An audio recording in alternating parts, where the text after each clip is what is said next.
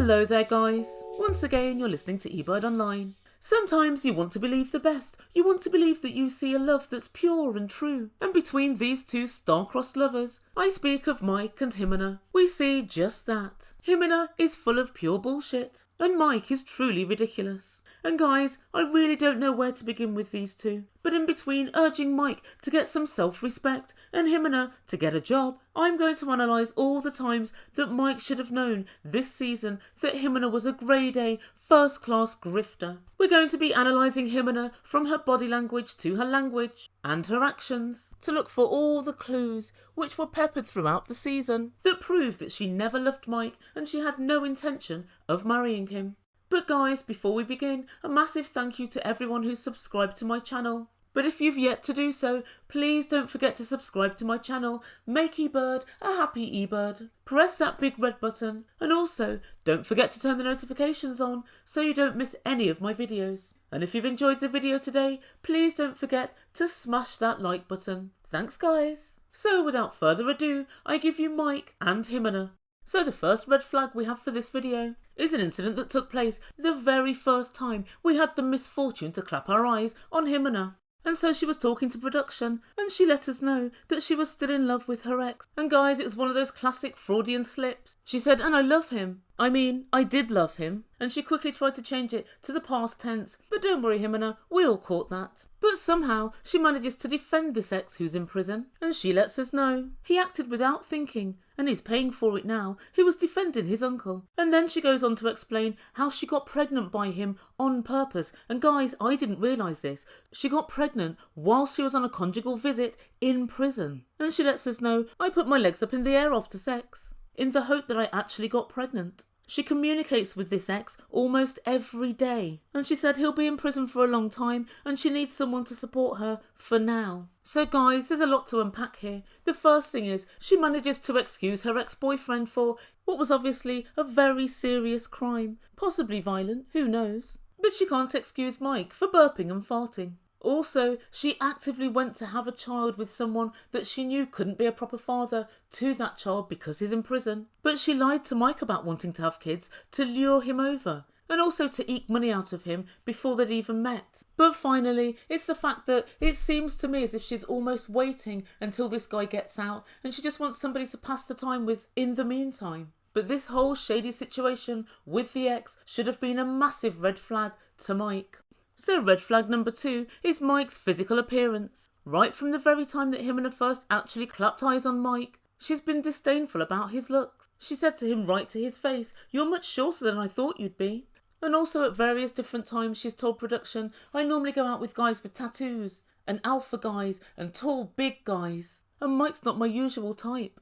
When asked if he was good looking, she said no, but he's good looking on the inside. Oh really, Ximena? On the inside is where his burps and farts are as well. But I digress. But it's my contention that when she first saw Mike, she knew she wasn't really attracted to him. But she still kept on that money grind. But Mike should have clocked that she was unhappy at their first meeting. He was too busy thinking about how he'd hit the jackpot to consider, let me stand back for a moment. Let me see if I think there's a connection there. Even when they slept together, Mike said, "It was the best night of my life." And Ximena said, "It was normal. Nothing to write home about." Mike, these are all clues. Massive clues. The type that tap you on the back and when you turn round, slap you in the face. It's true, Mike's looks may be Putinesque, but someone's going to love those looks and that person ain't Ximena. Oh dear, what's next? So red flag number 3 is her general and all-encompassing lack of care for Mike and Mike's feelings.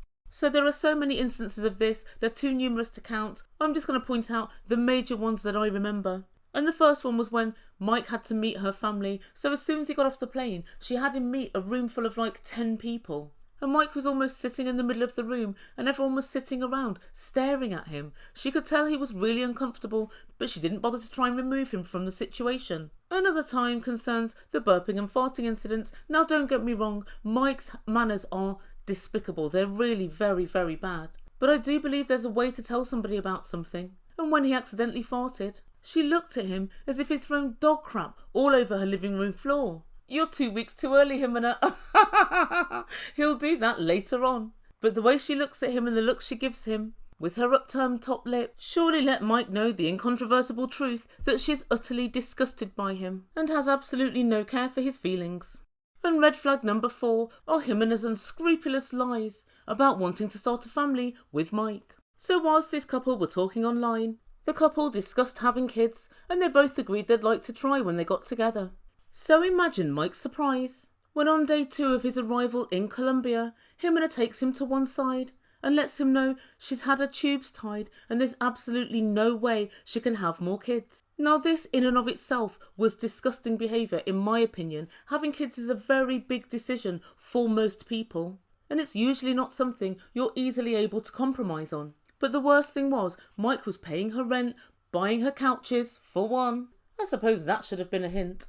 Buying her cookers and food processors. And all the time she very well knew that she was lying to Mike about the nature and the quality of their relationship right from the off.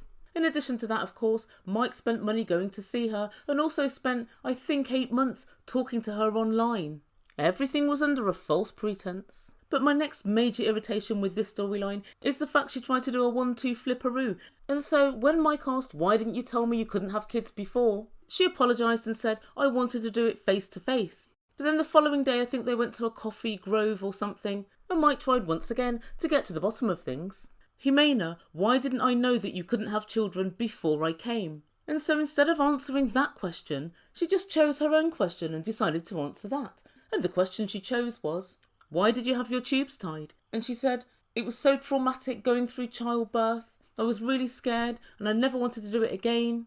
And that's why I did it. And Mike tried again and said, well, you knew I wanted a family. You knew I wanted to have kids. So how did you think this was going to go? You giving me this information now. Oh, Mike, pack your bags. XIMENA'S going to take you on a guilt trip. And then she said, what about Juan and Harold? They really love you and they've never had a father. What about them? Without being rude to the kids, what about them? They've only known Mike for 2 days. And so she tugged on his heartstrings using her kids in order to get Mike to agree to, I don't know, maybe look at other options and to continue seeing her. And so of course I consider this to be uber manipulative, but Mike, really it's on you. This red flag was one too many. This should have been your ticket to go home. And before anyone jumps down my throat, it's not the fact that she can't have kids, it's the fact that she lied about it all the way along, knowing that Mike was planning on having kids. But guys, personally I think it's quite a benefit to mankind that they don't procreate. He's not the full ticket, and she's missing at least a couple of chromosomes. I think she's got a look of the Homo sapiens sapien about her. And so in at number 5 is the language that XIMENA uses to describe both Mike, his personality and his actions. Thus far, XIMENA has described Mike as the following. Gross, super gross, like a kid. He's disgusting and he disgusts me. He's infuriating, very disappointing. A guy who can't wipe his own butt. You're like a child. He's creepy and he's a weirdo. He's annoying. He's stressful and exhausting. And my personal favourite, he's like a weird bug. And finally, he's a degenerate, slobbish and piggish. And luckily for us all, Mike's friend Nelsie has succinctly paraphrased all of these things for us. She tells Mike she's literally disgusted by you. I couldn't have put it better myself. And usually when XIMENA'S saying all of these things about Mike, she's wearing a look that says, I front reception at the gates of hell. And that for me is the worst thing. When she's saying these things about Mike, it's not jokingly or in passing. It's purposeful, mean and venomous. Guys, I'm literally lost for swear words. And red flag number 6 was her body language when Mike asked her for her hand in marriage. So Mike invited the whole family out to a beautiful restaurant when he was going to propose to XIMENA. And he said that was because he knew family was so important to her. Unfortunately for him, the whole family got to see her body language as she reluctantly accepted his hand in marriage. So as he proposed, Mike stood at the table and he proposed in Spanish. And all the time he was talking, she was putting her hands up to her eyes and over her mouth. And Mike said, I love you, and she said, Ti amo, and right at the moment she said that, she put her hand directly over her mouth. And this in body language terms is the brain subconsciously instructing the hand to try and suppress deceitful words. And this is called the mouth guard, and it's as if somebody wants to stop themselves when they're telling a lie. In body language terms, she doesn't love Mike. And when he And when he actually said, "Will you marry me?" again she covered her mouth with her hand. And this gesture is a signal of doubt or uncertainty, disbelief, but also it could be embarrassment as well. Basically, nothing good, nothing positive at all. And she finally, very reluctantly, agreed to marry him. But all the body language signals said it was the opposite of what she wanted to do. But even without being able to read body language, Mike should have seen these red flags. They're extremely basic tells. And it's this lack of awareness that's led Mike down a very dark path. And so red flag number 7 was XIMENA'S failure to meet Mike at the airport when he returned to Colombia for the second time. If we remember back, and the Ebird certainly does, she was half an hour late to meet him when he first came over. Make of that what you will. But the second time, she didn't even bother going to meet him. So not off to a great start. But then when Mike walked into the house, she looked decidedly upset. And she was sitting there with both her legs and her arms crossed. And so sitting like this indicates a fundamentally defensive attitude. In terms of psychology, it's supposed to, I think, indicate you trying to protect your vital organs. But crossing both the arms and the legs together is something that people only do when they feel extremely defensive. And this helps them to achieve a complete sense of protection. But let's not worry about that. Things are set to get infinitely worse. Mike has tracked dog poop all the way into XIMENA'S apartment. And guys, if looks could kill, she really did look at him as if he was the lowest life form. I gotta say, it is pretty typical Mike, because a normal person would have been able to smell it, but I can imagine him just trudging his way in, standing in it and not knowing what he'd done. I've got to admit, I was pretty grossed out by it, and also the fact that he just took his shoes off and just put them to one side. Take them outside, Mike. And whilst it's true to say he's got no home training, I get it. I hear you, XIMENA. Let the boy go. Leave him. Don't ask for any more money. Tell him the wedding's off and let him go his way and you go yours. But Mike, when a girl looks at you like this, it more than likely means they don't want to marry you anymore.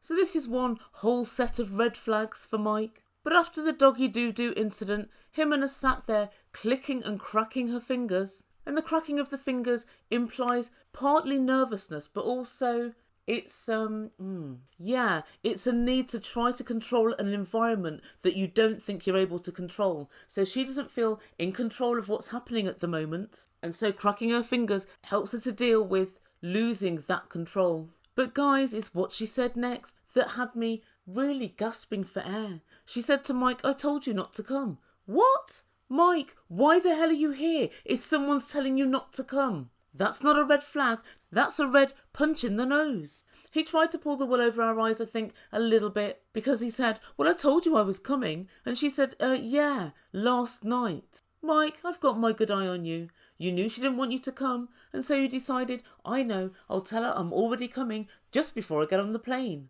Somebody get a fire extinguisher for Mike. He needs a quick blast because his pants are quite literally on fire. But yeah, her telling you not to come was more than enough. He's willfully ignoring red flags at this point.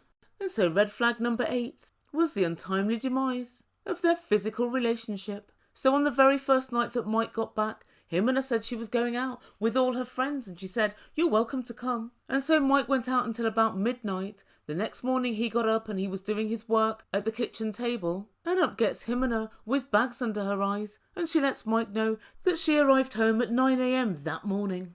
And guys, I knew right then and there she'd done this whole thing just so she didn't have to sleep with Mike. Mike didn't seem to notice this at all. He just made a big to-do of the fact that there were guys at the after party she attended. Mike, of course there were guys there. What did you think? Did you think she went to an after party in a convent? He's such a dolt sometimes. But XIMENA, preferring the company of random people in a nightclub in the country that she lives in over the company of her fiancé, who's only in Colombia for a week, is more than just a tad suspicious.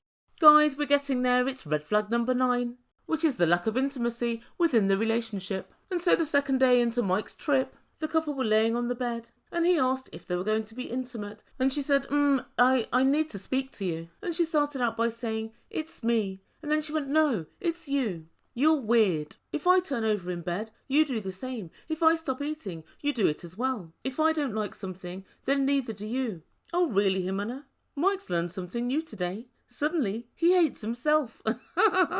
Because you seem to hate him. She tells him he's too clingy and that she needs time and space. And then Mike said, I'm confused. Mike, what are you confused by? She's telling you, I don't want to sleep with you or even in the same bed as you. I need time and space. Where's the confusion? It's very clear to me. And then she left the room to go and sleep with her 2 boys and left Mike all alone. Meanwhile, Ximena and the boys were taking selfies. One of the producers actually said to Mike, are you okay? And no word of a lie, the producer has more care for you, Mike, than your so-called fiancé. Think about that.